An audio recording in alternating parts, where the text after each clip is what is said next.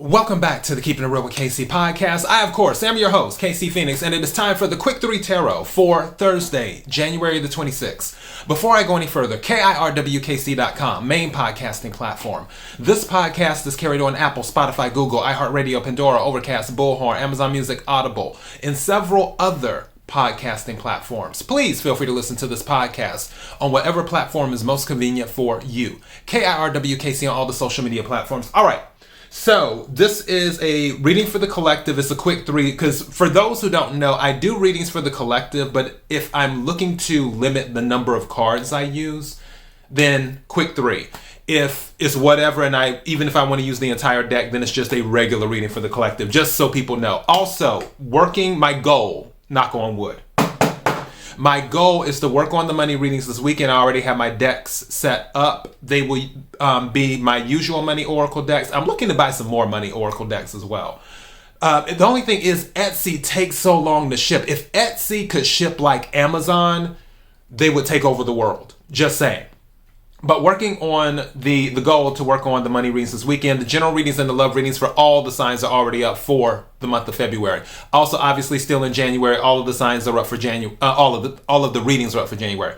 General love and money. Whatever reading you watch or listen to, take what resonates, leave what doesn't. If it's not your story, don't try to make it fit. I'm just a person sitting here reading energy and tarot cards. You know your story better than I ever could. Now that I said all that, let's get into the reading. May I have the energy for the collective for Thursday, January the 26th. May I have the energy for the collective for Thursday, January the 26th.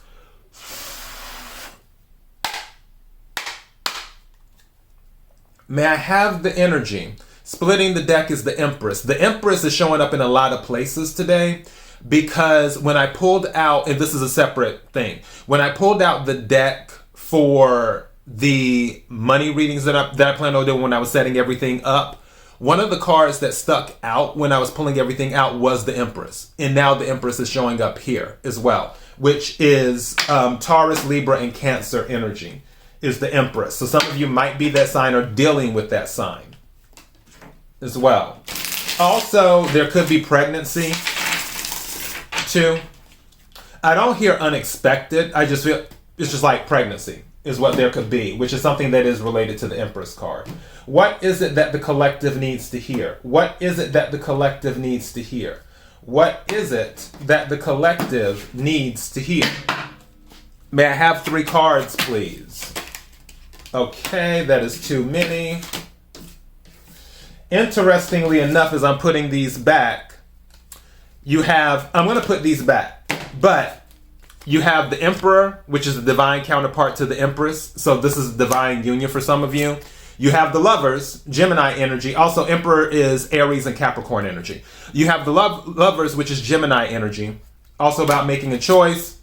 And then you have the 4 of Wands, celebration, could be an event. Also, baby shower just came to mind. Also, 4 of Wands can be about an upgrade. Fire energy as well. My mind went totally blank. Sagittarius, Leo, and Aries for the Wands. And then also Page of Cups, which is an offer of some sort or a message of some sort. And also don't forget, fish can represent pregnancy too. If you see, there's a fish in the cup. This is my Golden Girls deck, by the way. So yeah, I'm going to put all of this back in because I didn't want that many cards. So this is just giving you an idea of some of the energy. Yes, I strongly believe pregnancy is involved. I believe there might be a baby shower happening for someone. I don't feel this is just the only story from this reading. Let's go ahead. May I have some cards, please? Preferably 3. See what comes out. I keep on getting these big lumps of cards.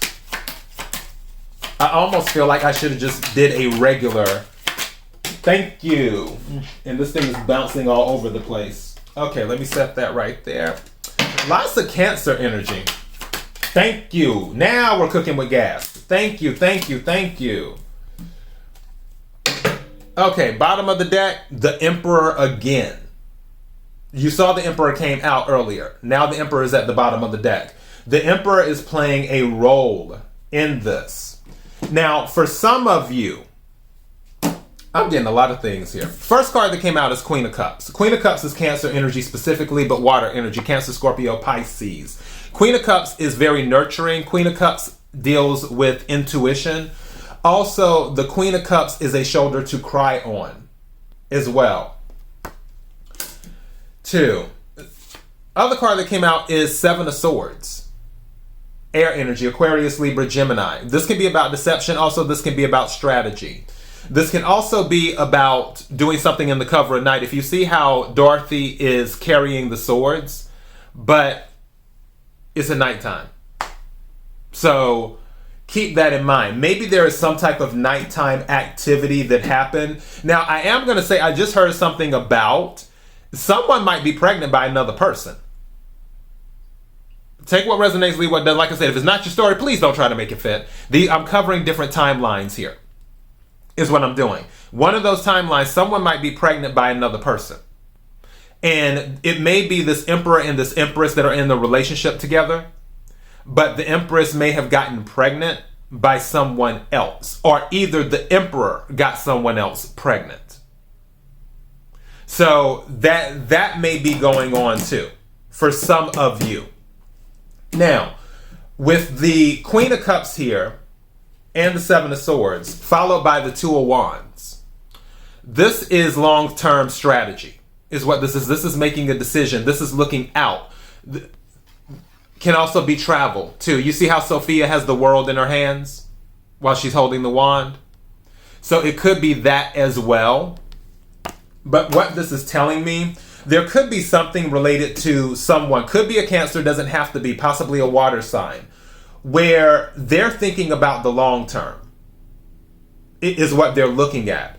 Now, this particular Queen of Cups could be the one that the Emperor got pregnant, because don't forget, again, the Emperor is at the bottom of the deck.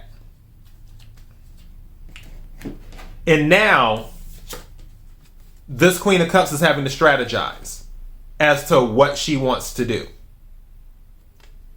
because they're thinking long term. Now, let's remove the pregnancy situation completely from this. With the Queen of Cups and the Emperor, this could be an authority figure as well, where there's something. Okay, I'm going to throw this out here too, because this is something that I just heard. Somebody might be having an issue with laws or rules or something like that. Like, I'm trying to think, I'm looking how to articulate this. Let's say that when you're buying a house, since Four of Wands came out, when you're buying a house, there are certain things that you have to meet to qualify for the loan. The Queen of Cups, and I'm just using this as an example. The Queen of Cups is like, okay, I don't qualify to qualify. Okay, I don't meet that criteria. I don't meet this criteria.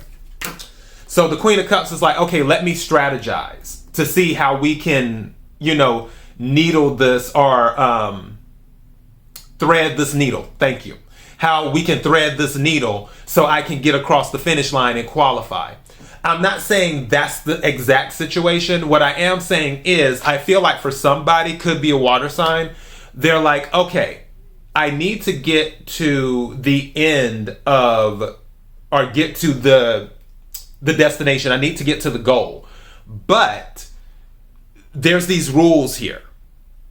And I know that I can't get to the goal by going exactly by these rules, because I'm thinking about my long-term goals. So I have to come up with something so I can bob and weave so I can still get to my goal. That is for some of you, is what that is. Now, for others of you, something that I'm picking up, and it's very basic actually, some of you are just strategizing on how you're going to travel more. That's what one of the strategies is how you're going to travel more. Especially with this Seven of Swords and the Two of Cups. Now, I just heard something as well. If you're doing traveling, be careful. If you're like doing tour guides and things like that, make sure that you're vetting the people that you deal with. And it's okay to be friendly. Just keep in mind when you're in another country that it would be preferable that you at least know one person before you visit the country, like somebody you can depend on, versus a bunch of strangers or things like that. And not saying that everyone is out to get you. I'm not implying that. I'm just saying if you are traveling, especially internationally, just be mindful of who you interact with and how much information you give them. Because some people might try to take that information and do other things with it. So just keep that in mind when you're traveling around the world.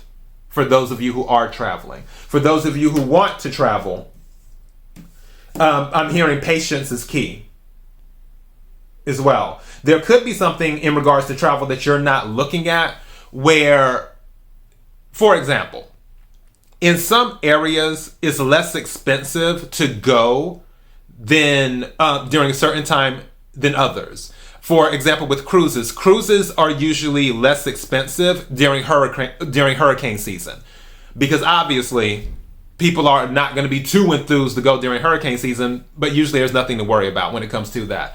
But the prices seem to be less, especially going into the fall, unless you're going during a holiday like Christmas or whatever, or Thanksgiving or something like that. But for the most part, the prices are usually lower. So there may be a strategy on that you need to open yourself up to. Some of you may have this thing where it's like, oh, I'm going to Thailand or whatever. And that's all that's on your mind is that you're going to Thailand. You're not thinking about, okay, when is the weather good in Thailand? When's the best time to go? Which I think, excuse me, the best time to go to Thailand is from April to something. Because the rainy season is like 3 or 4 months long. And obviously you don't want to go during that time. But these are the things that you have to look at. And then also it's like, okay, what airlines fly into Thailand frequently? Those type of things. What do I need strategy? What do I need to enter Thailand? Do I need to meet certain requirements, whether it's visas or this or that or whatever, to get into Thailand? So these are just things that you'll be thinking about or that you need to think about. What all of this is about, whether it's about the situation of somebody getting pregnant that isn't within the marriage, or whether it is about traveling, whether it's about dealing with authority and rules, all of this is telling me long-term strategy. That is what this is about, is long-term strategy. And I feel that is what some of you are doing. Now, with this Emperor being at the bottom of the deck, you could be the one that is in this mode of, okay, I need to strategize. I'm thinking about the long term. My decisions will determine my destiny.